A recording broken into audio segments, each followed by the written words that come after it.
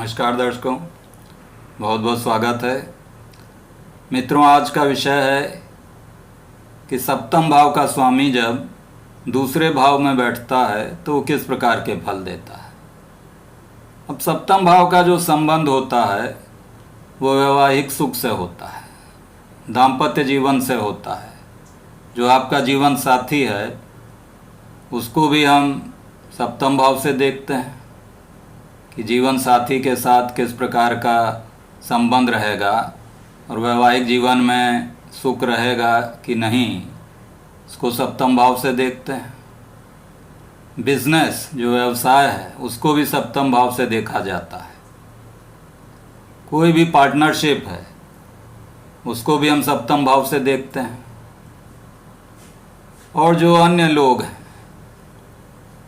वो आपके जीवन में किस प्रकार का प्रभाव रखते हैं उसको भी सप्तम भाव से देखा जाता है। और जो दूसरा भाव है उसका संबंध कुटुंब से है, धन से है। जो आपकी एक्यूमुलेटेड वेल्थ है, जिसको बैंक बैलेंस भी कह सकते हैं, उसका संबंध दूसरे भाव से है। वाणी का संबंध दूसरे भाव से है। जो आँख है, नाक और दांत, इन सब का संबंध भी दूसरे भाव से होता है। तो जब सप्तम भाव का स्वामी दूसरे भाव में बैठ जाता है तो इसका तात्पर्य क्या हुआ? इसका मतलब यह है कि विवाह के बाद, सप्तम भाव चूँकि विवाह से संबंध रखता है, तो विवाह के बाद जो आपका स्पाउस है, जो भी जीवन साथी है, उसका संबंध आपके धन भाव से हो गया। अर्थात कि स्पाउस के द्वारा, जीवन साथी के द्वारा धन की प्राप्ति हो सकती है। क्योंकि दूसरा भाव कुटुंब का भी है, उसका संबंध कुटुंब से भी रहेगा, कुटुंब में उसका स्थान रहेगा, कुटुंब पर अधिकार होगा स्पाउस का। साथ ही क्योंकि सप्तम भाव बिजनेस से भी रिलेटेड है तो व्यवसाय आपका अच्छा चल सकता है, व्यवसाय से धन की प्राप्ति होगी।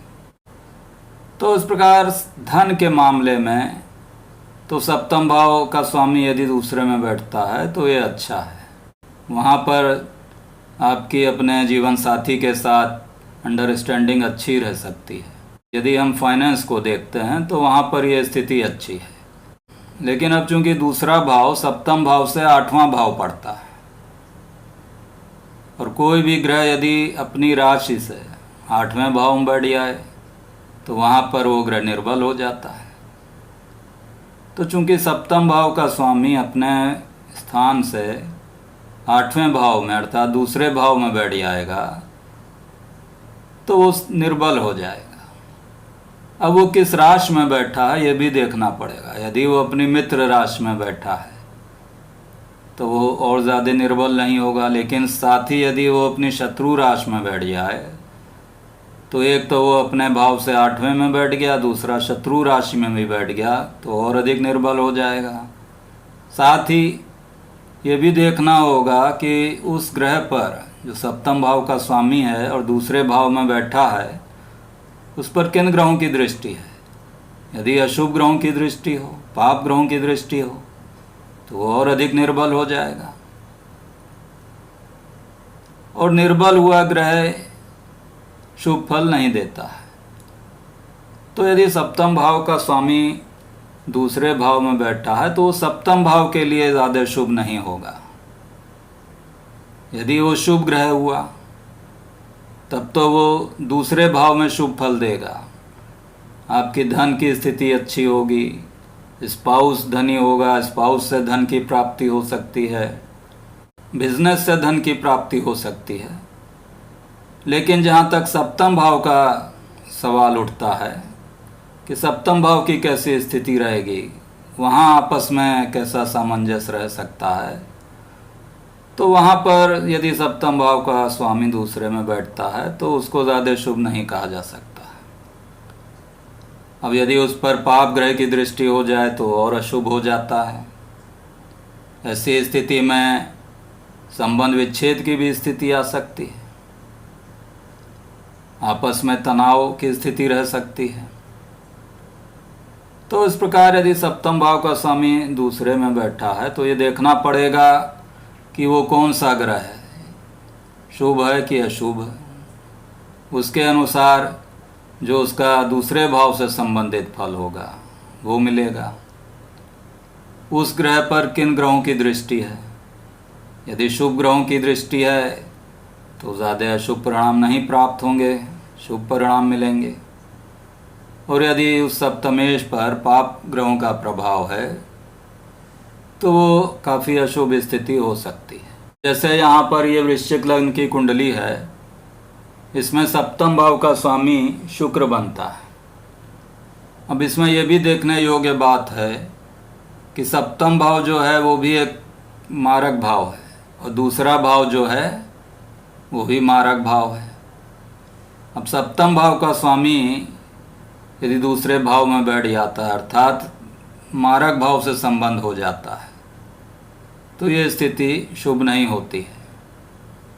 अब चूंकि दूसरा भाव जो है वो सप्तम से आठवां अर्थात जीवन साथी की आयु का भी भाव है, तो यदि सप्तमेश जो दूसरे भाव में बैठा है उस पर पाप प्रभाव यदि हो जाए और वो अशुभ ग्रह भी हो, पाप ग्रह खुद भी हो और साथ ही किसी पापी ग्रह के द्वारा देखा भी जा रहा हो या उसके साथ बैठ जाए, तो वो स्थिति जीवन साथी की आयु के लिए ठीक नहीं कही जा सकती है। और ऐसा ग्रह जब उसकी दशा या अंतर्दशा आएगी तब मारक होने के कारण अशुभ फल दे सकता है। तो जैसे इस कुंडली में सप्तमेश शुक्र है जो यहाँ धनु राशि में बैठा है, तो शुक्र की स्थिति चूँकि दूसरे भाव में काफ़ी अच्छी रहती है। दूसरे भाव के संबंध में शुभ फल मिलेंगे कि आर्थिक स्थिति अच्छी होगी, जो स्पाउस होगा जीवन साथी से आपको धन की प्राप्ति हो सकती है, उसके साथ आप कुछ बिजनेस कर सकते हैं, व्यवसाय से आपको धन की प्राप्ति हो सकती है। लेकिन चूंकि शुक्र यहाँ पर सप्तम से आठवें भाव में बैठा है और एक मारक भाव भी है दूसरा भाव, तो वहाँ पर सप्तम भाव के लिए ये स्थिति ज़्यादा शुभ नहीं है। और यदि शुक्र पर पाप प्रभाव भी हो गया कि मान लीजिए शुक्र को कोई पापी ग्रह देख रहा हो, जैसे मंगल देख रहा हो, शनि देख रहा हो या राहु की दृष्टि पड़ रही हो, तो वहाँ पर ये शुक्र जो है वो वैवाहिक जीवन में तनाव भी दे सकता है, वैचारिक भिन्नता हो सकती है, आपस में सामंजस्य नहीं हो सकता। और यदि सप्तम भाव पर पाप ग्रहों का भी प्रभाव, साथ ही यदि सप्तम भाव पर भी पाप ग्रहों का प्रभाव पड़ जाए तो वहाँ पर डाइवोर्स की स्थिति, सेपरेशन की स्थिति भी बन सकती है। तो हमको ये भी देखना पड़ेगा कि दूसरा भाव में जो ग्रह है उस पर किन ग्रहों की दृष्टि है, साथ ही सप्तम भाव पर किन ग्रहों की दृष्टि है, इसको भी देखना पड़ेगा। और जो दूसरे भाव का स्वामी है वो किस स्थिति में है, उसकी स्थिति को भी देखना पड़ेगा कि वो ग्रह किन भावों में बैठा है और किन ग्रहों से देखा जा रहा है। अब सप्तम भाव का स्वामी यदि सूर्य बनता है और दूसरे भाव में बैठ गया तो दिखाएगा कि जो जीवन साथी होगा स्वाभिमानी होगा, अहम उसमें होगा, ईगो प्रॉब्लम होगी। और चूँकि कुटुंब भाव में वो बैठ गया और एक पाप ग्रह है सूर्य, तो कुटुंब में उसका अशुभ असर भी हो सकता है। जीवन साथी के द्वारा वहाँ पर कुछ उसके अहम के कारण, ईगो के कारण वहाँ कोई प्रॉब्लम आ सकती है। अब यदि सप्तम भाव का स्वामी चंद्रमा बन जाता है तो चंद्रमा चूँकि एक शुभ ग्रह है, यदि वो शुक्ल पक्ष का है तो शुभ होगा और यदि कृष्ण पक्ष का है तो अशुभ होगा। लेकिन चंद्रमा का स्वभाव जो है कोमल है, तो यदि सप्तम भाव का स्वामी चंद्रमा दूसरे में बैठता है तो ज़्यादा अशुभ स्थिति नहीं होगी, वहाँ उसका शुभ प्रभाव पड़ेगा।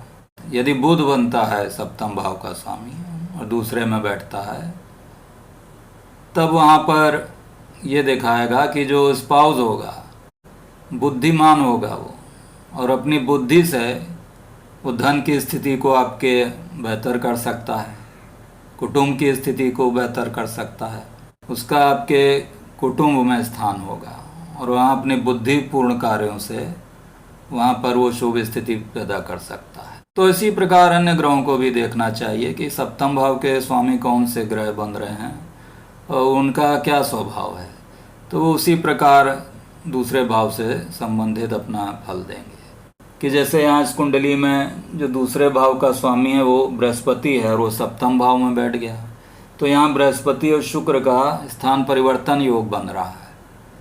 तो ये एक अच्छी काफ़ी शुभ स्थिति है कि दूसरे भाव और सप्तम भाव में स्थान परिवर्तन योग बन रहा है। तो ये दिखाएगा कि जो जीवन साथी है वो धनी होगा, वहाँ से आपको धन की प्राप्ति होगी और उसका सहयोग मिलेगा, वेल्थ के लिए कुटुंब में उसका सहयोग मिलेगा।